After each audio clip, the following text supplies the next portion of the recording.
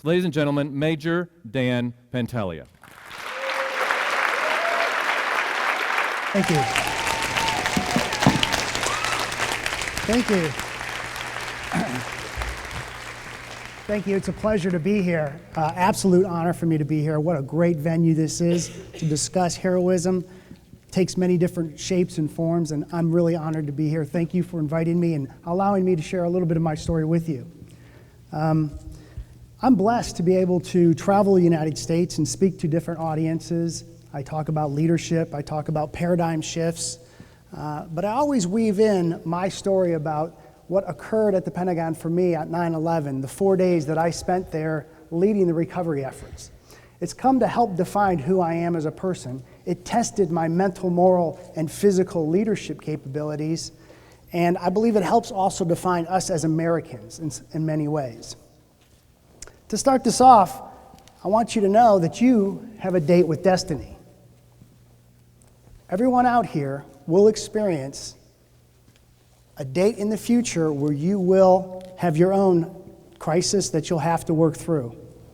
The Pew Research Center says that 95% of all Americans will experience between 3 to 5 major paradigm shifts or crisis situations in the course of their lifetime.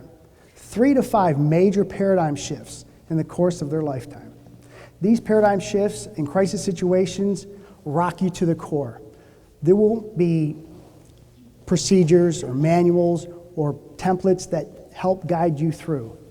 What's going to guide you through in those situations, whether they're a health diagnosis that you didn't want to hear, a financial collapse, or a 9/11 type crisis, what's going to guide you through are the investments that you're making in yourself right now, in your mental, your moral, and your physical leadership DNA. And we'll unpack that in just a little bit about what I mean in each one of those areas. Now, for some people, when those crisis situations happen, they feel like the world is spinning out of control for them. Everything's happening so fast. But for others, everything slows down. And they're able to clearly see what they need to do, have the moral standing to do it, and the physical ability to carry it out. That's the person you want to be. That's a hero. Now, you've heard some definitions about what heroes are. This is my definition of it. Very simply put, it's someone who cultivates their mental, moral, and physical leadership DNA. They invest in themselves so that they can properly and responsibly respond to the paradigm shift or crisis situation. Now, for me, of course, like I said, that came to a head on 9/11 and then the next 4 days after it. Before I go too much further, let me take a quick poll. Let's do a quick vote here. How many of you can remember exactly where you were 13 years ago on 9/11, 2001? Wow, okay.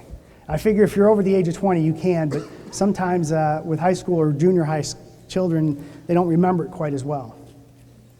I certainly know where I was, but I want to give you a quick overview of 9/11 anyway, just so that everybody understands what happened, what occurred. 4 airplanes, all leaving from the East Coast, flying to the West Coast. Those airplanes were Boeing 757s or bigger, fueled to the max, and they contained 265 passengers and 19 terrorists. I could tell you about stories of most of those passengers, but there's 2 in particular I want to talk about. 2 victims of 9/11 I want to talk about. And the first one is this individual here, Mr. Todd Beamer. Now, Todd is originally from the Flint area. I don't know if many of you know that. He was on Flight 93, which was hijacked by the terrorists and then later fought back for control by the passengers. He and his other fellow passengers had the presence of mind to make telephone calls from the plane, explaining what was going on during that hostage or the hijacking. In his last phone call, he was routed to a Verizon supervisor. Her name was Lisa Jefferson. He explained to Mrs. Jefferson what was going on the plane. And she explained to him that there were 2 planes earlier that day that were hijacked and crashed into the towers in New York City. Now, suddenly, Todd's paradigm shifted. He was told by the terrorists on the plane that if they just cooperated, everything was going to be fine. But upon receiving that news, the paradigm shifted completely, didn't it? Upon relaying that information to his fellow passengers, they knew what they had to do. They had to fight back for control of that plane. So he told Miss Jefferson that was what he was going to do. And then after saying the Lord's Prayer with her, he said these words. The last audible words of that phone conversation, that phone call, was a conversation he had with his fellow passengers. And he said these words. Gents, I think it's time to move. Are you ready? Let's roll. After what must have been an incredible struggle in the cockpit, the plane finally crashed in a field in Somerset, Pennsylvania. And while all 44 on board were killed, Todd and his fellow passengers succeeded in denying the terrorists the opportunity to use that plane as a weapon. And when you think about that mental, moral, and physical leadership DNA and courage that it took to take the actions that he and his fellow passengers took, he epitomizes that, in my opinion. He comes to, in my mind, as an American hero, a true hero. There's another person I want to talk about, another victim of 9/11. This lady, if I can get the slide to move, there we go. This lady, Miss Sheila Mooney, had just started her job at the Pentagon. In fact, September 10th was her first day on the job. She came home from work that day, and she was excited about her job, and she was excited to go back to work on the 11th. Of course, things would change quickly, because at 9:43, American Airlines Flight 77 crashed into the Pentagon. Now, the office that she was in was just a few meters from the point of the plane's impact. Of the 39 people in her office, 34 of them were killed instantly. She was badly burned. She was knocked about, began to come to about a minute or so later, and all best she could do was get to her knees. She could hear people moving around, but she couldn't speak. What happened next is an amazing and incredible story. What happened next will take your breath away and send goosebumps up and down your body. And I will share that with you tomorrow at the breakout session if you show up.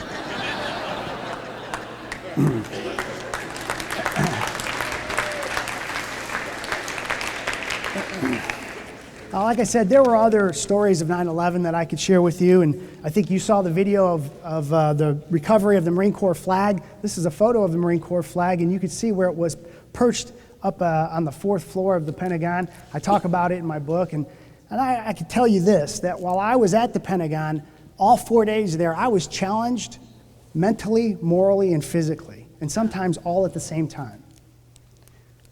Let's unpack what I mean by mental, moral, and physical leadership. Very simply, your mental leadership or mental DNA is that ability for you to recognize the problem, the core of the problem, and then to begin formulating solutions, possible courses of action. It's a convergence of all your education, your experiences, the places, the people you've talked to, the books you've read. Being here today helps to serve to invest in your mental DNA.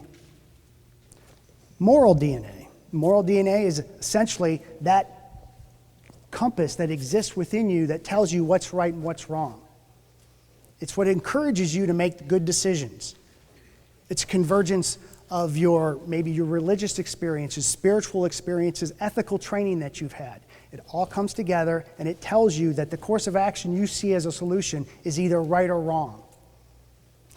And then that physical DNA is just what it sounds like. It's your physical well-being. If you take the time to invest in yourself physically, when the crisis happens and you're feeling the stresses of it in your body, you won't succumb to the stresses. It requires you to make sure you get the proper sleep, the proper nutrition, the proper physical training.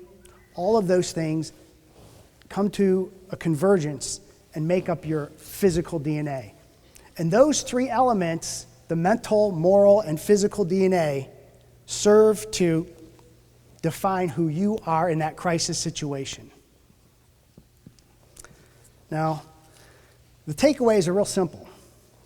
3 simple tips to be able to shift with the paradigm and deal with the crisis situations. First one, Invest in your mental DNA. Like I said, being here today, the books you read, the education you have, the interactions you have with people, the places you travel to, all serve to help enhance your mental acuity, your ability to recognize problems and possible solutions. The second one, investing in your physical DNA. You have to take the time to make sure you're getting proper rest, proper nutrition, going to the doctor when you're supposed to, and taking care of yourself physically, getting the training in and those types of things. Because, like I said, if you're not able, you can formulate the problem, formulate the solution, have the moral standing of knowing that it's the right thing to do, but if you aren't physically able to carry it out, what good is it? These three work together. And then finally, invest in your moral DNA. And this includes connecting with your community, your family, and your spiritual or ethical training endeavors. Now, I'm going to wrap it up by using the words of somebody we talked about earlier. I believe he is an American hero, and he is a Flint native. So I've laid out some steps, some basic path toward getting from here to there. The rest is up to you. The rest is up to all of us. Are you guys ready? Yes.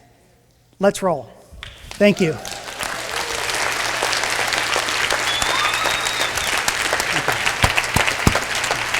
Awesome.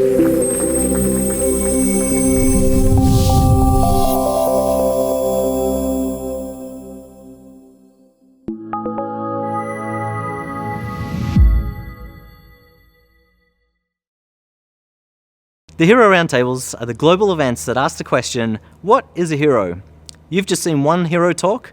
To find more and join the conversation, visit our website or social media.